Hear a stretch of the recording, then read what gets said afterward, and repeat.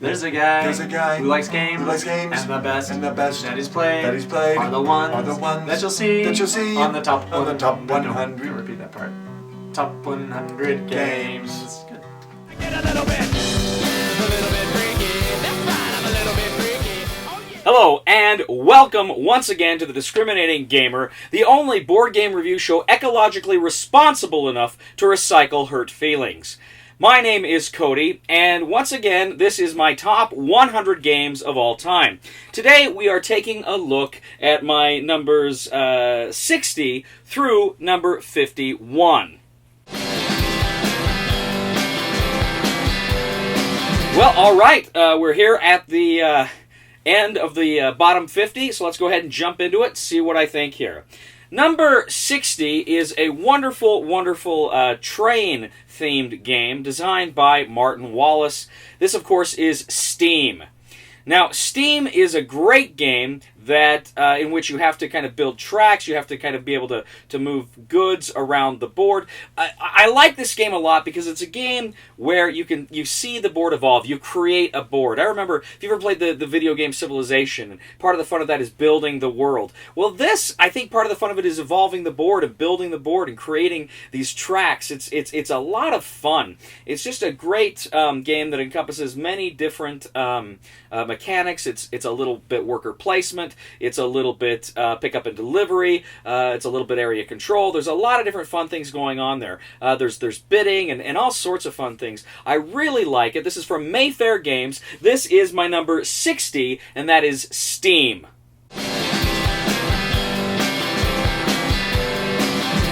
Discriminating Gamers Top 100 Games. My number 59 is one of a series of games, and I'm going to, I'm going to kind of divide them up a little bit here. A lot of people would say you can't really, you just have to kind of all lump them into one category. I'm going to kind of play with that, and you'll see where this is leading in a future episode. But right now, I'm just going to say my number 59 is Ticket to Ride Europe. Now, Ticket to Ride Europe is, of course, very much like standard Ticket to Ride, but there are some key differences. One of them is tunnels, the way you have to kind of use your cards in order to get through the tunnels. There's also some other fun things going on there, and this makes it, I think in many respects, it makes it its own game. It is still a basic Ticket to Ride game, and I must confess here, my background in history is as a European historian, and I just get giddy whenever I see a map of Europe on the game board. So I really, really enjoy that aspect to it. Ticket to Ride series, they're all great fun games, and Ticket to Ride Europe is a lot of fun. So that is my number 59, Ticket to Ride Europe. The Discriminating Gamers Top 100 Games. My number 58 is a game from, it's a new game company, but it's amazed me how much I have enjoyed and really gotten into this game. It came out last year. It's a deck builder. It's a small deck builder. It's a two-person deck builder, and it is quick. It's like a 20-minute game, and of course I am talking about Star Realms. Star Realms is this great little game, and what I love about it, it's a little deck, very portable game. You know, you pick it up, you can play it at a restaurant, anywhere. It's really quick, it's really fun to play, and it's just got this fantastic science fiction theme, beautiful artwork, and as I say, it's just a lot of fun. You're trying to attack your opponent. You're trying to narrow down his authority points, and you each start with 50, and the first one to lose all his authority points loses the game. So on one hand, you're trying to buy more cards with gold. On the other hand, you're trying to attack your opponent with your kind of your military power. It's a great game. It's quick. It's fun. I really enjoyed it. If you want a light deck builder, it's great. You could buy more decks and do multiplayer versions of it. I haven't done that. I just play the two-player game, but I love it. Maybe eventually I'll try the multiplayer, but I love the two-player game. That is Star Realms, and that is from White Wizard Games.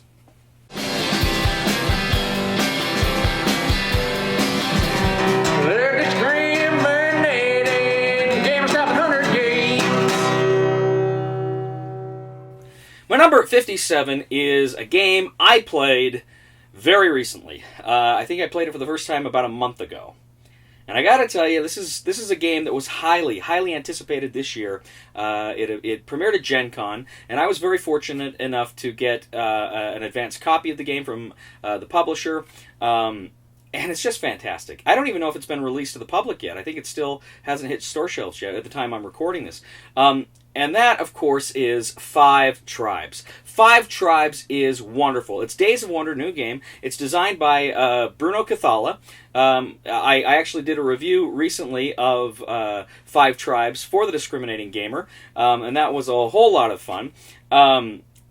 The game, this is another game that encompasses many different kinds of mechanics. On one hand, it's area control. On another game, it's worker placement. I've heard it described as worker manipulation, and I think that would be much more appropriate descriptive word for it, phrase for it.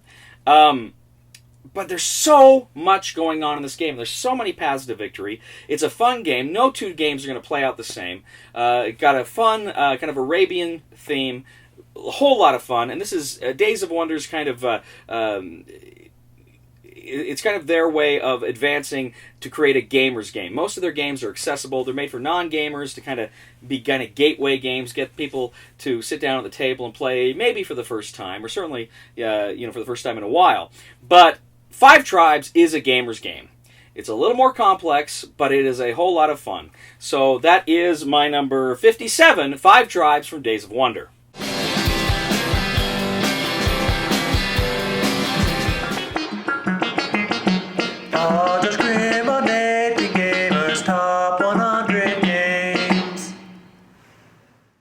My number 56 is, it really reminds me of Five Tribes. In fact, I really debated which one I was going to put first here, because I like them both a lot. And it's funny, too, because I'm not a huge Euro gamer. I'm not necessarily one of these guys that loves meeples and cubes and stuff like that. But I liked both of these games quite a bit. This game I'm talking about now is a game that came out last year. Again, it was kind of one of these, it looks like this monster complicated game, and there's a lot going on, but once you get into it, it's not terribly complicated at all, and this is Russian Railroads from Z-Man Games.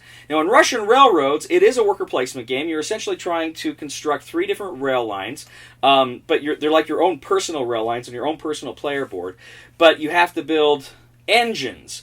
You have to try to advance your rails. You have to try to figure out ways to manipulate workers, not the meeples you're placing on the board, but engineers is what they're called. Find a way to gain the most engineers that give you special advantages that only you can claim on your turn. And again, what I like about this game, like Five Tribes, is it's a game where there are many different strategies, different avenues to victory. And I love games that offer that, because the guy over there, he can be going for that kind of engineer victory while you're trying to build up your factory. Some other guy is trying to build his line from Moscow to, St. Petersburg or wherever the lines go. So it's a whole lot of fun. I really like it. This is Russian Railroads from Z-Man Games, and that is my number 56.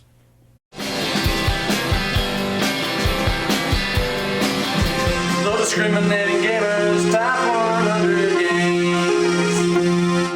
My number 55 is a game with a really fun theme. Again, this is kind of a game, it's pretty light. There's a whole lot of luck, but it's still just a lot of fun. And this, of course, is Mayfair Games' Lords of Vegas.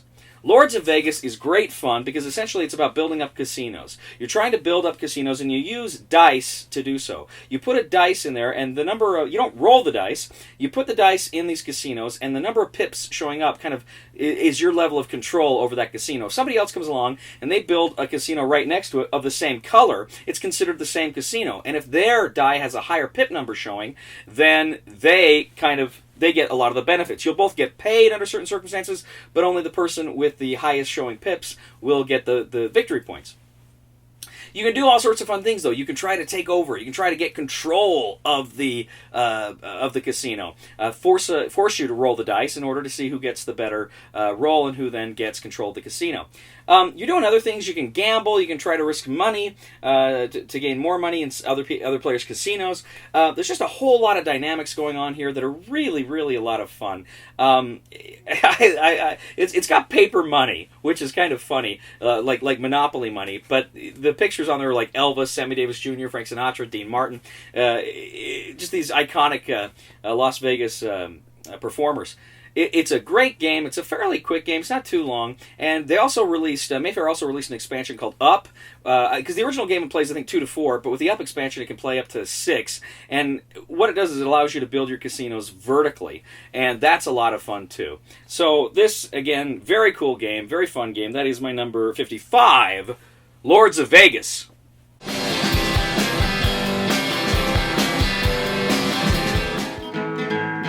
There was a discriminating gamer, and he had 100 favorite games.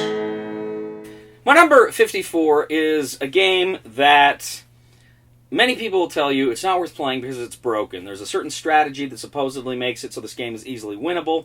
I have not read up on that strategy because I don't want to know what that strategy is.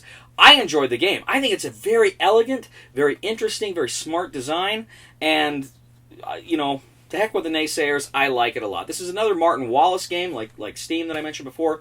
This, of course, is A Few Acres of Snow. A Few Acres of Snow is a card-driven war game. It's a deck builder board game, and I love board games that are incorporating deck building mechanics. I think that is so cool, and it's so much fun, and I really, really, really like the way A Few Acres of Snow manages to do that, where essentially it's the theme is the French and Indian War, the 7 Years' War in Europe, but you're in the colonies and in Canada. One of these is the French player, one of these is the English, and you kind of have to get the right combination of cards that allow you to move your forces, allow you to attack, allow you to lay a siege. It's just a very smart game.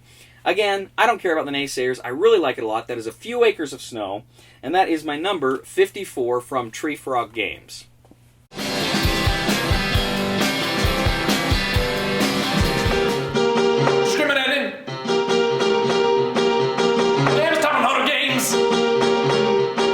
Number 53 is another Euro-y worker placement game. And like I said before, there are games I like a lot better than Euros. And we're kind of hitting Euro country right here. But I really, really do enjoy this game as well. This, of course, is from Wizards of the Coast. It is one of their Dungeons of Dragons themed games. This is a game, though, that's not real heavy on kind of dragon adventure so much as it is worker placement, getting cubes, moving meeples around a board. That, of course, is Lords of Waterdeep. Lords of Waterdeep is a lot of fun. This is, I love this game. It's a puzzle. It's kind of a puzzle to figure out where you're going to put your meeples and how you best are going to be able to manipulate the board and the different locations in order to finish your quests. And of course, the number of quests you claim advance the number of victory points that you go up. But also, there's hidden agendas that you're trying to fulfill. There's negative quests you can put on other players. It's just a lot of fun. There's a lot going on. So, Wizards of the Coast's Lords of Waterdeep, Dungeons and Dragons, Lords of Waterdeep, and that is of course my number 53.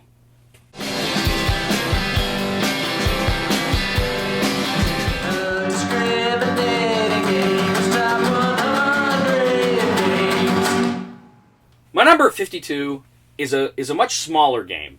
It's a much smaller game that I really, really, really like a whole lot. And this is Coup from Indie Boards and Cards. Now, Coup is set in the Resistance universe, and it's a game of bluffing and counter-bluffing. Every player has 2 cards. They place face down in front of them, and whatever card... there are several different cards, and the different cards have different powers. And you can claim you have any card and do that power. But if somebody says, I don't think you have that card, they challenge you. You either have to show that you have that card, and if you do, the person that challenges you loses one of their cards. And if you don't have that card, then you lose a card. And the goal is to, of course, not lose all your cards. The last player to have cards wins the game. But it's incredibly clever. There's money, and if you get so much money, you can launch a coup and just automatically destroy another player's card. You can try to assassinate players. You can try to steal their money. It's just a fun, light, quick card game. And I really, really enjoy it. That is Coup, my number 52.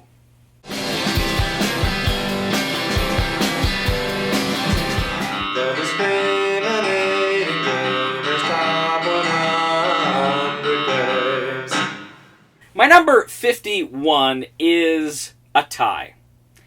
And it's a tie because the game I'm going to talk about here, it's the base game and an expansion / standalone game. And I don't play them together. When I play them, I usually keep them self-contained because I think the way I feel they just work better as individual games rather than being kind of smushed together. And these are games that are not well loved by many gamers, including the great Tom Vasel. And I got to tell you, I think the world of Tom. And I got to admit, he has a point with this game, but I still love it anyway. And of course, I'm speaking of the DC Comics deck building game and the DC Comics deck building game Heroes Unite from Cryptozoic Entertainment. Now, these two deck building card games set in the DC universe are not really good thematically. They're not good thematically because the players are not really working together. They're competing against each other, and that really comes through. And if you get a villain card, that goes in your deck, it comes up, it attacks the other players. So you're not really acting as a team. You're not acting as the Justice League. Now, we actually reviewed the DC Comics deck building game in Season 1, Episode 5 of The Discriminating Gamer, and we made a lot of these statements. It's just not as thematic as it needs to be. Despite that, DC Comics deck building game is just an incredibly fun game, and Heroes Unite is as well. It's fun, yes, it's competitive, but it's good. You can do fun things with your cards, which is really the most important thing that happens in a deck building game. Can you do fun and interesting things? Can you build those really fun and interesting combinations? And yes, you can. In fact, I would argue this is probably one of the best deck builders for building combinations that just make you want to stand up and cheer. I really, really enjoy these games. Now, DC recently released what they call the Crisis Pack, which I understand lets you play it more cooperatively, and I also understand it's not very good. It's not very fun. I haven't played it. I don't know if I'm going to. I like the game as it plays right now. So I'm probably going to stick to the DC Comics deck building game as is. But I really like DC Comics and Heroes Unite. They're fun games. I like them a lot. I'm so sorry, Tom Vasel. They're fun games, even if they're not terribly thematic.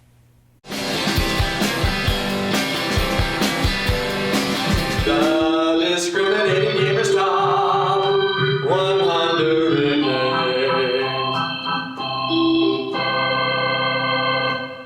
And that is it! My first 50 are down! So stick with us. I'm going to, of course, go all the way to my number one favorite game of all time. I'm really excited about that, about getting there and sharing those games with you. It's going to get really exciting from here on out because these are some of my really, really favorite games, and I'm super excited to share that with you. As always, we beg, we plead, please like us on Facebook and subscribe to us on YouTube. We are the Discriminating Gamer. Man, we're the greatest board game review show ever, but we're humble. Please somebody help me on my feet again, and I don't know where I'm going. Start repeating again. And these games. Oh, I was looking at something. That's fine. Just repeat. And these games. that you play are the best. So he says. To be viewed. On YouTube. Are the top. Repeat that part. Sorry. Top 100 games.